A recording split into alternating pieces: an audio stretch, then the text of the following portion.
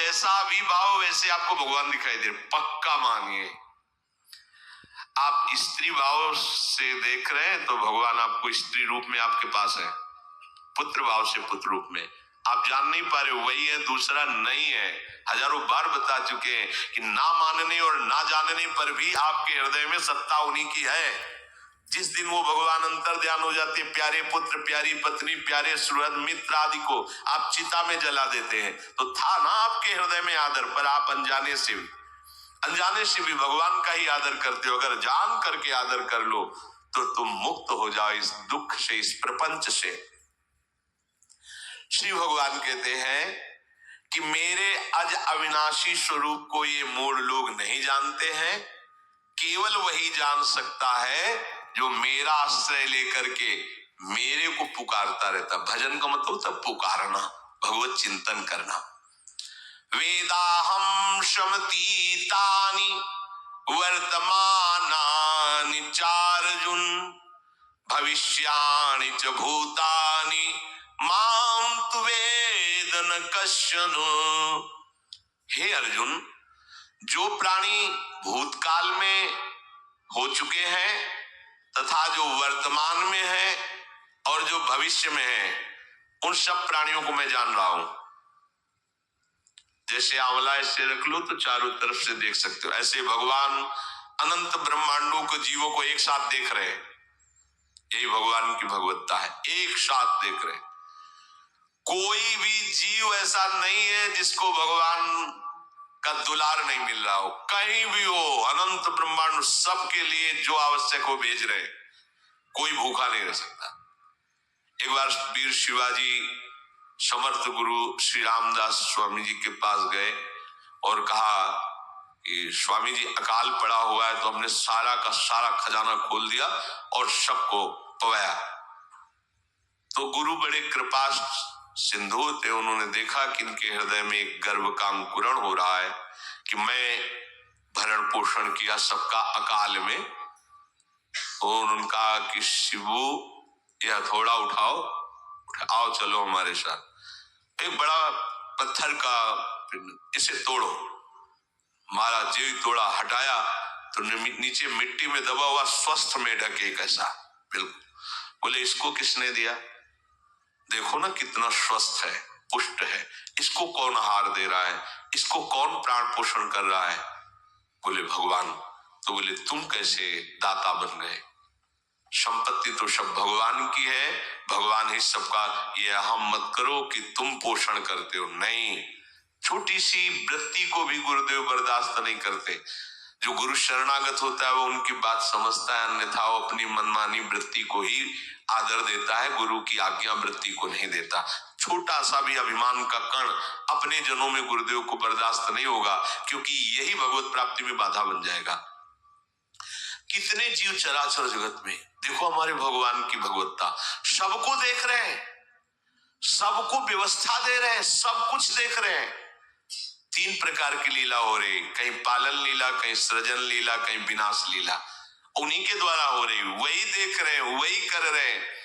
अगर ये बात तुम्हारी समझ में आ जाए तो अभी भगवान की शरण हो जाओ, पर अहम के कारण ये बात समझ में नहीं आती। जो भूतकाल में हो चुके हैं, वर्तमान में हैं, जो भविष्य में होंगे, सबका प्रभु वर्तमान की तरह देख रहे हैं, दर्शन कर रहे हैं। परंतु मुझे मेरे भक्त के सिवा कोई नहीं जानता है। भक्त के सिवा कश्चन, कोई भक्त बिरला, वही केवल भगवान को जान। भगवान सबको देख रहे हैं, भगवान की दृष्टि सब पे है। अगर ये बात आपकी समझ में आ जाए तो अभी आनंद आने लगेगा, मैं भगवान की दृष्टि हूं। बस आज हमें सत्संग से बात मिली कि मैं भगवान की दृष्टि हूं, मुझे वो देख रहे हैं, बढ़िया बन गया। अब आप पाप कैसे करोगे? क्योंकि भगवान की दृष्टि में भगवान आपको देख रहे हैं। डरो, किसी गवाही की जरूरत नहीं, वो देख रहे हैं।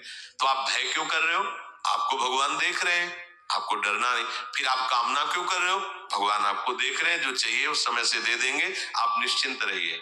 अगर आप अहम करोगे तो दुख भोगोगे, आश्रित रहोगे तो सब अपने आप निर्वाह हो जाएगा। एक आदमी ट्रेन के डिब्बे में बैठे ऐसे ऐसे दौड़ रहा था, एक ने पूछा भाई क्यों दौड़ रहे? बोले अमुक स्टेशन जाना है। तू बैठ जा, गाड़ी चल रही है, ट्रेन चल रही, तू बैठ जा। ऐसे ही त्रिगुणात्मिका माया की ट्रेन चल रही, पूरे विश्व का विश्वंभर भरण पोषण कर रहे हैं, तू तो बैठ जा भगवत आश्रय लेकर के। तू काहे को दौड़ा घूम रहा है? लेकिन ये अहंकार के कारण भटकता रहता है। भूत, वर्तमान और भविष्य काल, ये तीन विशेषण देकर भगवान कह रहे हैं कि मैं सबको देखता रहता हूं, जो हो गए, जो हैं, जो होंगे। भूत के प्राणी, भविष्य के प्राणी अथवा वर्तमान के प्राणी सभी भगवान की दृष्टि में वर्तमान की तरह ही है। ये भूत, भविष्य, वर्तमान काल केवल हम लोगों की दृष्टि में भेद है, भगवान की दृष्टि में नहीं। हो चुका, होगा, हो रहा है, भगवान की दृष्टि में सब हो रहा है। पीछे का भी, अब का भी, सब सामने चल रही सीन। हमारे हृदय में विश्वास हो जाए प्रभु हमें देख रहे हैं। अभी तो हमें ये नहीं पता कि हम भजन कर रहे हैं, भगवान पता नहीं जान रहे हैं कि नहीं जान रहे। अभी भक्ति में रंग आ जाए, अगर ये बात समझ में आ जाए कि प्रभु देख रहे हैं हमें। देखो, जब हमारे गुरुजन बैठकर सुनते हैं और जब गाने का अवसर मिलता है तो ज्यादा उत्साह होता है कि बैठे सुन रहे हैं। ऐसे ही अगर हम मान लें कि हमारे प्रभु सुन रहे हैं, हम जो भजन कर रहे हैं हमारे प्रभु देख रहे हैं, जो सेवा करें भगवान हमारे स्वीकार करें, प्रियालाल स्वीकार कर, अभी भक्ति का रंग आ जाए, ये बात हमारे हृदय में बैठ जाए कि मैं हर समय प्रभु की दृष्टि में हूं, हर समय मैं अपने आराध्य देव की दृष्टि में हूं, कितना आनंद आएगा। अंदर से सोचो जरा, हर समय वो हमें देख रहे हैं और वो कह रहे हैं मैं देख रहा हूं। पीछे जो तुम किए वो देख रहे हैं वर्तमान की तरह, अभी जो वो तुम देख रहे हो, देख रहे हैं, आगे जो करोगे वो भी देख रहे हैं। वो पहले से उनको सब पता है, तुम ऐसे ऐसे चलोगे, ऐसे ऐसे कार्य करोगे। भगवान की दृष्टि में सब कुछ वर्तमान ही रहता है। संपूर्ण प्राणी काल के अंतर्गत है और प्रभु श्री हरि कालातीत है। देश, काल, वस्तु, व्यक्ति, घटना, परिस्थिति ये बदलते रहते हैं, पर प्रभु श्री हरि वैसे के वैसे ही रहते हैं। काल के अंतर्गत प्राणियों का ज्ञान एक सीमित है। अब इस दीवार के पीछे कौन खड़ा है, क्या कर रहा है पता नहीं, पर भगवान की दृष्टि में नहीं। भगवान की दृष्टि में सुमेरु पर्वत पर क्या हो रहा है, जहां किसी की दृष्टि, वहां भी उनको, ब्रह्मलोक में ब्रह्मा क्या कर रहे हैं, बैठे बैठे सब। इसलिए कितने महान ईश्वर हैं। एक छोटी सी भी चींटी को दाना मिला कि नहीं, उनको चिंता है। देखो, आप छोटे से 2-4 लोगों का भार लेकर के चिंतित हो रहे हो, अनंत ब्रह्मांडों के अनंत जीवों का भरण पोषण प्रभु हमारे कर रहे हैं और निश्चिंत है। अचिंत शक्तियां भगवान की, तो आप भी तो उनके बच्चे हो ना। ये सब कहने का मतलब है आप भी तो उन्हीं के अंश हो ना। 2-4 की चिंता में इतने तुम बावरे हो रहे हो, डिप्रेशन में पहुंच रहे हो, 2-4 कामनाओं के पीछे इतने। अनंत ब्रह्मांड तुम्हारा जो अंशी है, अनंत ब्रह्मांडों के अनंत जीवों का अनंत काल से भरण पोषण करता चला रहा है। कहीं भी किसी के साथ कुछ भी गलत नहीं हो सकता। जैसे कहते हैं कि क्या गलत हुआ, देखो ना अभी तो बच्चा था, ऐसा ऐसा हो गया, तो तुम्हारी दृष्टि में बच्चा है, पीछे तो बहुत पुराना है ना, जो कर्म करके आया उसका फल। कहीं भी गलत किसी के साथ नहीं होता, ध्यान रखना। जहां कुछ होता है, अभी हमने देखा मनो कि ये तो बहुत गंदा है, तो सीधे जा रहा था, ये आदमियों ने मिलकर इसे पीटा, अभी सीधा चल रहा, पीछा टेढ़ा चल के आया है, और जिनको पीटा है वही आके इसे पीट रहे हैं। अब हम वर्तमान को तो देख रहे हैं ना, पीछे की बात तो देख नहीं रहे ना, और भगवान पीछे की देख रहे हैं कि इसने पीछे बहुत ऐसा गलत किया, उसका हिसाब इसको मिल रहा है, इसे चुपचाप देखते रहते हैं। ध्यान रखना, इतना भी गलत नहीं हो सकता इस सृष्टि में। कैसे गलत नहीं हो रहा, अभी तो नौ युवक था, उसने कुछ ऐसा किया ही नहीं, अभी तो नई अवस्था थी, अभी तुम्हें दिखाई दे रहा है 15 वर्ष का है, लेकिन भगवान देख रहे मेरा पुरातन अंश है, किस जन्म से क्या क्या करते चला रहा है। ये ज्ञान हो जाएगा तो किसी भी बात में आपको दुख नहीं पहुंचेगा, विक्षेप नहीं पहुंचेगा। ये बड़े बड़े विक्षिप्त हो जाते हैं। एक गौतमी नाम की महान तपस्विनी थी, महाभारत में कथा आती है, उसका एक ही पुत्र था और उसको सांप ने काट लिया।